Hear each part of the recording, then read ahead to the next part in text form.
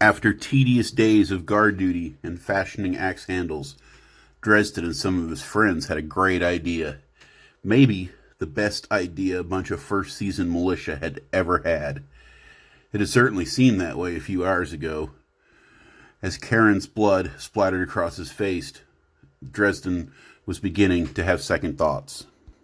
The big-eyed, hairy-headed, razor-clawed little humanoid who sliced her stood threatening. More out of anger than any sense of battle savvy, Dresden charged the beastly little man. Putting his shoulder into the thing's gut, he drove his legs and slammed it into a wall. Dresden heard a loud crack, and his left foot went through the rotting second-story floorboard. Someone yelled from downstairs, "It's coming apart! The whole damn house is coming apart!" Hello, and welcome to Odessa. I'm your host, Lewis Nichols, and this is Dresden's Tale, the story where we follow Dresden Fane, an adventuring dwarf making his way in a hostile land. This is Chapter 6, Episode 7 of the series, and Dresden has gotten himself into a little bit of trouble. Looks like him and his buddies decided they were bored and they were going to go and find something to do. Now, we're just going to have to see if they live through it. It is the 18th day of Oot, 2051 years after the fall.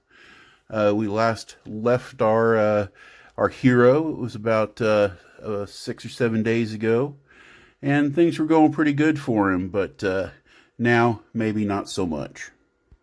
The fiasco had begun at lunch when Staten overheard their bartender talking about a nearby village infested with some sort of diminutive humanoid race referred to as mongrel men.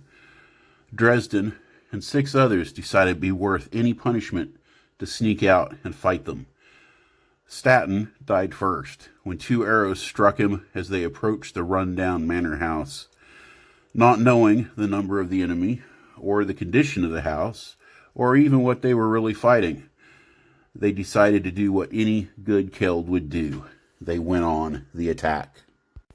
Off balance, Dresden windmilled his arms, grasping for anything stable as large portions of the wall fell away from the rest of the structure.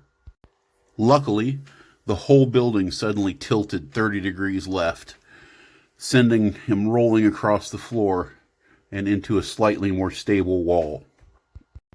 The 2 got to their feet, exchanging blows while trying to get their balance at the same time.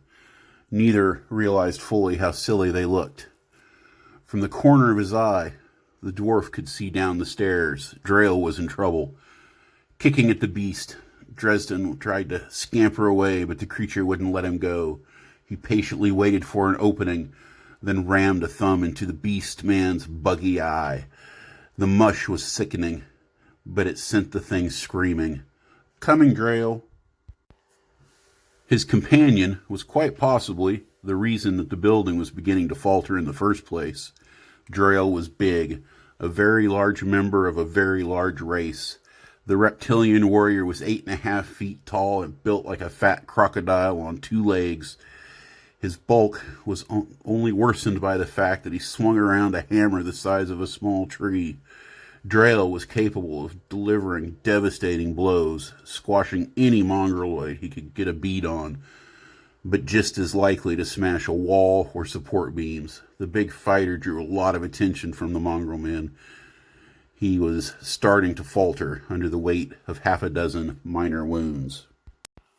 Dresden finally made it down the rickety stairs, just in time to help his friend. He rammed a wooden shard, likely from the distressed second floor, straight through a mongrel man's chest. He pulled it back out and hurled it at another victim, just as the roof began to come apart. Pieces of clay tile and slats were raining down on the remaining combatants. Dresden grabbed Drael by the arm and did his best to help the 500-pound warrior out of the building. A groan signaled the final death of the home. In a hail of twisting lumber, Dresden lost track of his friend. Clear of the house, young Fane sat on the ground, trying to wrap a scrap of torn wool around the bleeding gash in his leg. The scene was clear through his heat-sensitive vision. He spent so much time around people that depended upon light sources for vision, he sometimes missed the nuanced variations in heat. It was perfect for spotting the two mongrels moving straight towards him. He had just enough time to get on his feet and raise his blade. He was hurt, and he knew he wouldn't survive another fight, but a part of him was happy about it. They'd surely kill him, which would be much better than answering for the deaths of his friends. No one wanted to be the only survivor. He stood ready to give his last stand for glory. The gods would know what he had done that day. Cold steel ripped through his nearest foe. It died, staring down at its severed arm, as if realizing some deep philosophical truth. Dresden spun as a shadow drove his blade into the second creature's skull.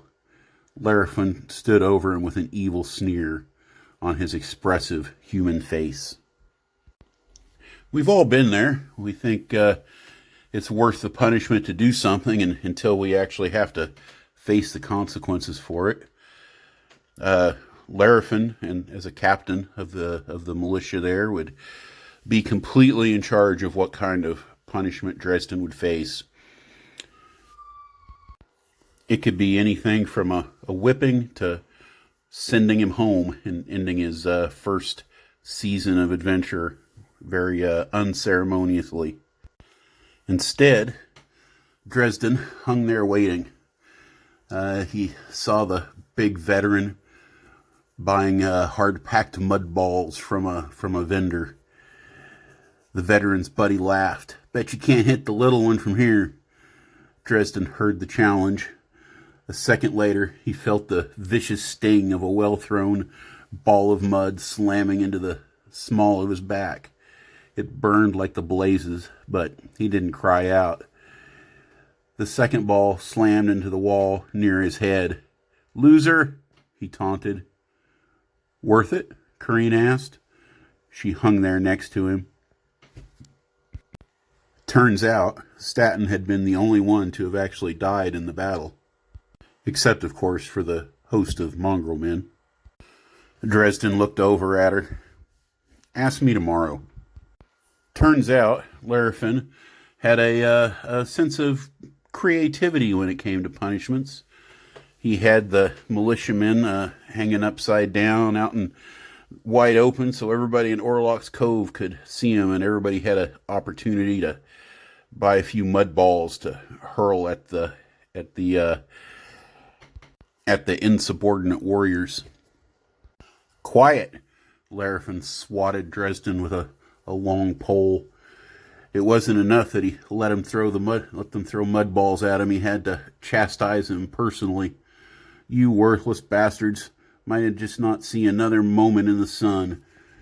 I'll have you cleaning out piss buckets by night and making axe handles for days, for the rest of your lives." He came around every hour on the dot to add his own extolments to the prisoners. As he stalked off, Dresden groaned. "Probably not worth it." And so endeth chapter 6. Now, stick with me. I appreciate that you came around for this chapter, but now we're just going to have to see what additional fallout comes from Dresden's folly here. Him and his buddies going off, breaking orders and sneaking away. Will there be any blowback from Staten's death, or anybody blame each other for the attack? Will the Housemasters get involved and take further action against their warriors? But that's for another day. So I'll ask you, as I always do, to do all the things. It helps tremendously trying to get this little show going. If you could just hit the like button, possibly subscribe, consider becoming a member. there's a lot you can do to help me out. If you're really intrigued, if you really want to see this take off, really want to support me, you can visit me on Patreon. Any kind of donation would be greatly appreciated. And of course, there's a lot of measures short of that. You can always buy the book on Amazon for Kindle. And remember to follow me on Twitter for any updates and possibly even occasionally a little bit of extra information about Dresden's Tale. In the meantime, I once again thank you all very much for coming by, and I hope you all have an absolutely wonderful day.